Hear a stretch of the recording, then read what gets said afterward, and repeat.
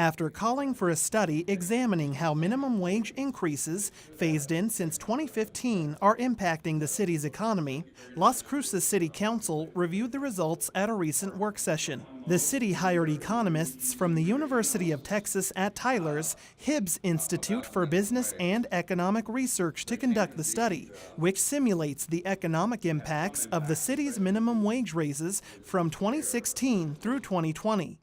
It forecasts over that 5-year period, total personal income will increase more than $28.5 million.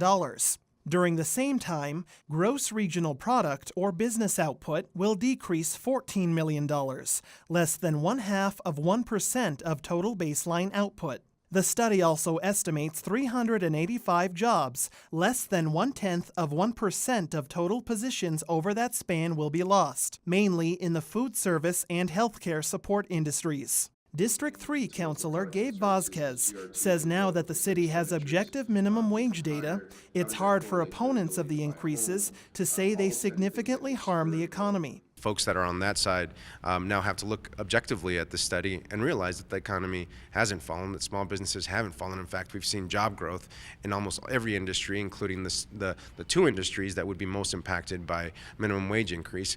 They have all added jobs over the period of the wage increase, and so that's positive. Despite the findings, Hibbs Institute economists say their analysis is too simple to represent a dynamic economy like Las Cruces and can't say with statistical certainty that they've measured well. District 2 Councilor Greg Smith says he's still concerned the city doesn't understand the total economic impact. It's very hard to say, well, we conclusively are doing the right thing or we're doing the wrong thing. And it would seem at this particular point that overall, we're not doing a whole lot of damage, and overall, some people are benefiting. So, it really is very hard to say that we ought to stick with it or we ought to dump it. A group of business owners, including Pickwick President Oscar Andrade, attended the meeting to voice their concerns over future increases. Andrade says he employs more than 400 Pickwick, Santa Fe Grill, and Subway workers at his 20 convenience stores. He says raising minimum wage has slowed his growth, but he's willing to pay more for experienced, quality employees. Nobody wants to continue to make the same level of income that they have the previous year. So we have to increase our retails. We have to look at our use of employee, sales per hour. So if I have more productive employees at $14, $16 an hour that are generating, that have the enthusiasm and have the personalities to increase sales, I'd much rather have that person than the entry-level $10 an hour employee. Bureau of Labor Statistics data shows the Las Cruces economy continues to recover. The city's unemployment rate reached 4.9% in May. That's lower than the statewide rate of 5.1% and is below 5% for the first time since the 2008 recession. Las Cruces Green Chamber of Commerce president and CEO Carrie Hamblin says because the minimum wage is such a complex topic, it's important to get input from all sides.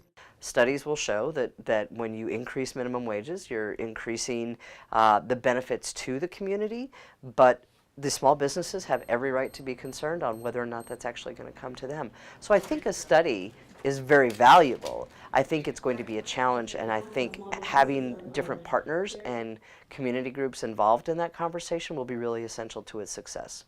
The council took no action to change the minimum wage law, but Vasquez says he will vote to put more money into working families' pockets every time. $28 million more in our local households is incredible, and that's what our minimum wage will do.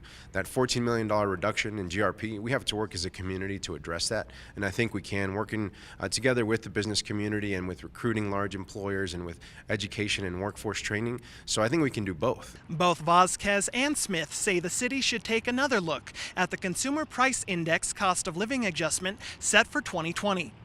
For KRWG, I'm Michael Hernandez.